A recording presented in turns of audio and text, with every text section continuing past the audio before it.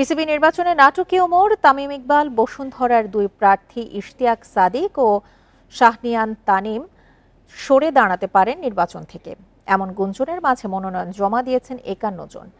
৯ জন নির্বাচন না করার সিদ্ধান্ত নিয়েছেন। বুলবুলের প্যানেল নির্বাচিত ও সভাপতি হওয়ার পথে পরিষ্কার এগিয়ে।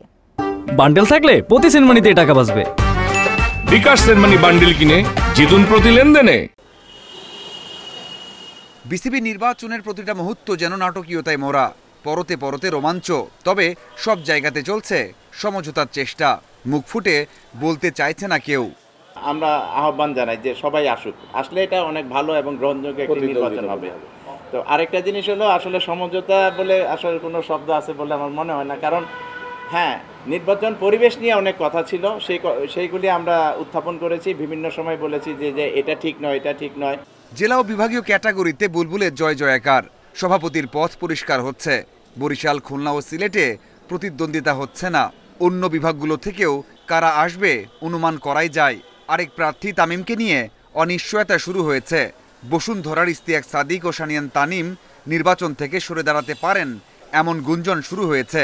৩ ক্যাটাগরিতে ৬০ জন মনোনয়ন তুললেও জমা দিয়েছেন ৫১ জন। ক্যাটাগরি 1-এ 18টি, অর্থাৎ এখানে 25টি বিতরণ করেছিলাম, 18টি জমা পড়েছে। এর মধ্যে হচ্ছে ঢাকা বিভাগে 3টি, চট্টগ্রাম 4টি, খুলনা 2, রাজশাহী 4, রংপুর 3, বরিশাল 1 এবং সিলেট 1। ক্যাটাগরি 2-এ 30টি, আমরা 32টি মনোনয়নপত্র বিতরণ করেছিলাম, 30টি আমরা জমা পেয়েছি।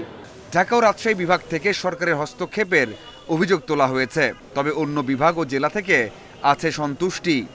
আমরা নমিনেশন পেপার কিনতে পেরেছি ভালো পরিবেশে এবং জমাও দিতে পেরেছি ভালো পরিবেশে। আমরা প্রত্যাশা করব এই পরিবেশটা যাতে নির্বাচন পর্যন্ত বজায় থাকে। ক্যাটাগরি সি থেকে পরিচালক হওয়ার পথে এগিয়ে আছেন সাবেক অধিনায়ক খালেদ মাসুদ পাইলট।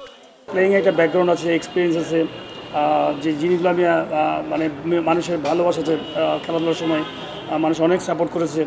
আমি মনে করি যে এখন রাইট টাইম টু রিটার্ন, যে আমি আমার মনে দেশকে অনেক কিছু সার্ভ করার আছে। সোমবার দেয়া হবে প্রার্থীদের চূড়ান্ত তালিকা। Mazharul Islam, independent news.